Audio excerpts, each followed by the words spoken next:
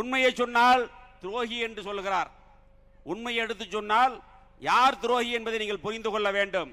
திராவிட முன்னேற்ற கழகத்தோடு சேர்ந்து ஆட்சி அமைக்கலாம் என்று சொல்வது சரியா என்று இந்த இயக்கத்திலிருந்து விலகி இன்று தமிழக வெற்றி கழகத்தில் இணைத்துக் கொள்ள வந்திருக்கக்கூடிய ஒவ்வொரு தொண்டனும் நினைத்து பார்த்துத்தான் இன்று புரட்சி தளபதி தலைமையை ஏற்று இங்கே இந்த இயக்கத்தில் தங்களை இணைத்துக் கொள்ள வருகின்றிருக்கிறார்கள் என்பதை நாம் எண்ணி பார்க்க வேண்டும்.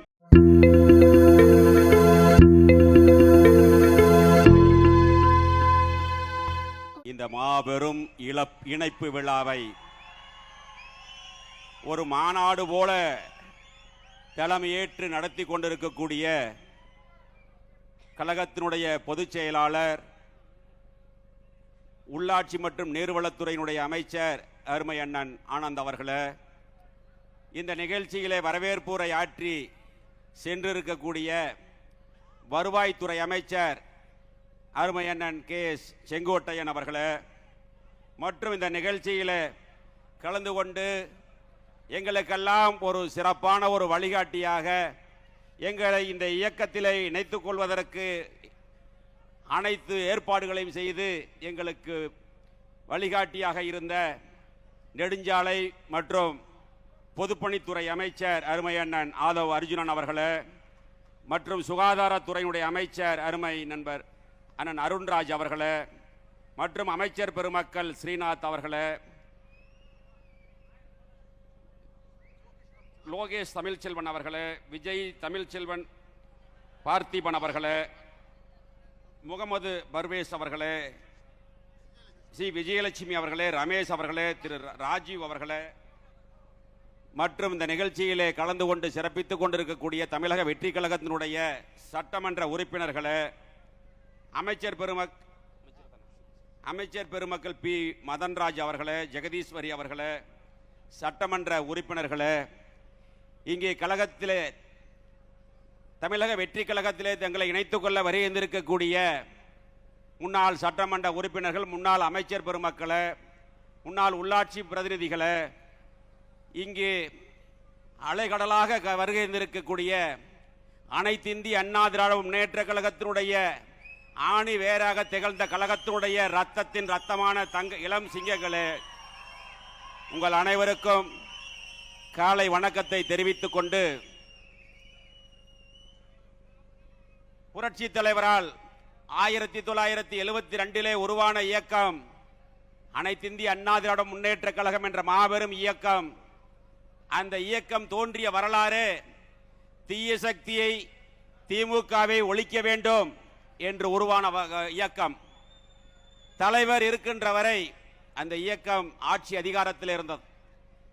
இந்திய வரலாற்றில் ஒரு பிராந்திய இயக்கம் கட்சி தொடங்கிய உடனேயே பாராளுமன்ற இடைத்தேர்தலில் வெற்றி பெற்ற வரலாறை படைத்த தலைவன் புரட்சி தலைவர் எம்ஜிஆர். அதன் பிறகு கோவை சட்டமன்றத்தினுடைய இடைத்தேர்தல்.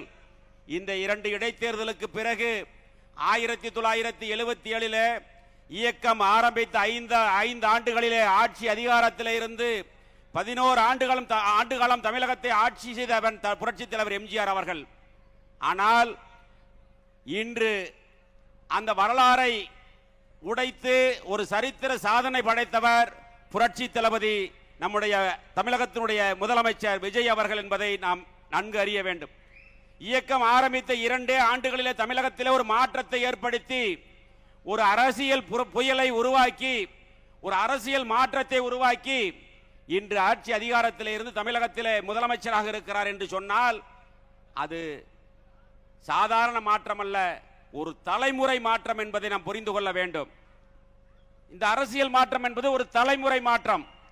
அதே போல தலைவருக்கு பிறகு இந்த இயக்கத்தை வழிநடத்திய தங்க தலைவி புரட்சி தலைவி அம்மாவுடைய கொள்கையும் அதேதான். தீய சக்தி திமுகவை ஒழிக்க வேண்டும் என்று நோக்கத்தோடு தமிழகத்தினுடைய முன்னேற்றத்திற்காக தன் வாழ்நாளை அர்ப்பணித்த தலைவி தங்க தலைவி புரட்சி தலைவி அம்மா அவர்கள். அம்மாவுடைய மறைவிற்கு பிறகு இந்த மேடையில் வீட்டிருக்கக்கூடிய முன்னாள் அமைச்சர்கள், சட்டமன்ற உறுப்பினர்கள், அனைத்து இந்திய அண்ணா திராவிட முன்னேற்ற கழகத்தை சார்ந்தவர்களுடைய துணையோடு 4 ஆண்டுகள் 2 மாதம் அம்மாவுடைய அரசு நடந்தது. இப்பொழுது பொதுச் செயலாளராக இருக்கக்கூடியவரை நாங்கள் எல்லாம் சேர்ந்துதான் பொதுச் செயலாளராக உருவாக்கினோம். ஆனால் அவருடைய தவறான முடிவுகளால் இன்று இந்த இயக்கம் தள்ளாடி கொண்டிருக்கிறது என்பதற்கு இதுதான் மிகப்பெரிய உதாரணம். உண்மையை சொன்னால் துரோகி என்று சொல்கிறார். உண்மையை எடுத்து சொன்னால் யார் துரோகி என்பதை நீங்கள் புரிந்து கொள்ள வேண்டும். திராவிட முன்னேற்ற கழகத்தோடு சேர்ந்து ஆட்சி அமைக்கலாம் என்று சொல்வது சரியா என்று இந்த இயக்கத்திலிருந்து விலகி இன்று தமிழக வெற்றி கழகத்தில் இணைத்துக் கொள்ள வந்திருக்கக்கூடிய ஒவ்வொரு தொண்டனும் நினைத்து பார்த்துத்தான் இன்று புரட்சி தளபதி தலைமையை ஏற்று இங்கே இந்த இயக்கத்தில் தங்களை இணைத்துக் கொள்ள வருகின்றிருக்கிறார்கள் என்பதை நாம் எண்ணி பார்க்க வேண்டும். 42 ஆண்டுகள் இயக்கத்தில் உறுப்பினராக இருந்து 25 ஆண்டுகள் தீவிர அரசியலிலே இருந்தவனான். பல்வேறு உள்ளாட்சியிலே பல்வேறு பதவிகளில் இருந்து புரட்சி தலைவி அம்மா அவர்கள் அடையாளம் காட்டப்பட்டு 5 ஆண்டுகள் போக்குவரத்து துறை அமைச்சராக பதவி கொடுத்து அழகு பார்த்த தாய் புரட்சி தலைவி அம்மா அவர்கள். கரூர் சட்டமன்றம் என்று சொன்னாலே உங்களுக்கு நன்றாக தெரியும். அது தமிழக வெற்றி கழகத்தினுடைய வரலாற்றில் ஒரு கரும்புள்ளியாக இருந்தது கரூர் சம்பவம் என்பதை நீங்கள் தெரிந்து கொள்ள வேண்டும். 41 அப்பாவி உயிர்கள் இறந்தது தளபதி அவர்கள் கரூர் வருகையின் போது. அது மட்டுமல்ல, கரூர் சட்டமன்றம் என்பது தமிழகத்தில் இருக்கக்கூடிய 234 தொகுதிகளிலும் இருக்கக்கூடிய அரசியல் விமர்சகர்களும் அரசியல் பார்வையாளர்களும் உற்று நோக்கக்கூடிய ஒரு தொகுதியாக இருந்தது. ஏனென்று சொன்னால் அந்த தொகுதியில அதிகாரத்தினுடைய உச்சத்தில் பல்வேறு பொய் வழக்குகளையும் பணத்திமிரில தன்னுடைய அதிகாரத்திலும் பணத்தை வைத்து ஜெயித்து விடலாம், ஆட்சி அதிகாரத்துக்கு வந்து விடலாம் என்று சொன்னவர்களுக்கு மத்தியில் மிகப்பெரிய போராட்டத்திற்கு இடையில நாம் வெற்றி பெற்றோம். இருந்தாலும் வெற்றி பெற்ற பிறகும் சட்டமன்ற உறுப்பினர் பதவியை துறந்து இன்று புரட்சி தளபதியினுடைய தலைமையில் இந்த இயக்கத்தில் கரூர் மாவட்டத்தில் இருக்கக்கூடிய அனைத்து இந்திய அண்ணா திராவிட முன்னேற்ற கழகத்தின் நிர்வாகிகள் அத்தனை பேரும் இங்கே வருகின்ற தங்களை இதில் இணைத்துக் கொண்டிருக்கிறார்கள் என்று சொன்னால் இன்று அரசியலுடைய நிலை என்ன என்பது தெரியும். ஒரு தலைவன் சரியான முடிவு எடுக்காமல் இருந்தால் அந்த இயக்கம் எப்படி போகும் என்பதற்கு உதாரணம் தான் இன்றைய நிலை என்பதை நீங்கள் தெரிந்து கொள்ள வேண்டும். அப்பேற்பட்ட மிகப்பெரிய இயக்கம் 1.5 கோடி தொண்டர்கள் இருக்கிறார்கள். அடிமட்ட தொண்டனுடைய உணர்வை புரிந்து கொள்ள வேண்டும். நான் பல மேடைகளில் பேசும் பொழுது சொல்வேன், கீழே இருக்கக்கூடிய தொண்டன் கொடி பிடித்தால் தான் அந்த இயக்கத்தினுடைய தலைவன் கோட்டைகளை கொடியேற்ற முடியும் என்பதை புரிந்து கொள்ள வேண்டும். அப்பேற்பட்ட மாபெரும் இயக்கம், அந்த இயக்கம் திராவிட முன்னேற்ற கழகத்தோடு சேர்ந்து ஆட்சி அமைக்கலாம் என்று சொல்கிறார்கள். அதை பற்றி எல்லாம் கவலைப்படாதவர்கள் உண்மையை எடுத்து சொன்னால் துரோகி என்று சொல்லுகிறார்கள். எனவே இன்று தமிழகத்தில் ஒரு மிகப்பெரிய அரசியல் புரட்சி ஏற்பட்டிருக்கிற, தமிழகத்தில் அல்ல இந்தியாவே திரும்பி பார்க்கின்ற வகையில் நம்முடைய புரட்சி தளபதி நம்முடைய முதலமைச்சர் அவர்கள் ஒரு அரசியல் மாற்றத்தை ஏற்படுத்தி இருக்கிறார். இப்பொழுது மட்டுமல்ல, தலைவர் இருக்கின்ற வரை 11 ஆண்டுகள் 3 முறை தமிழகத்தினுடைய முதலமைச்சராக இருந்தார்.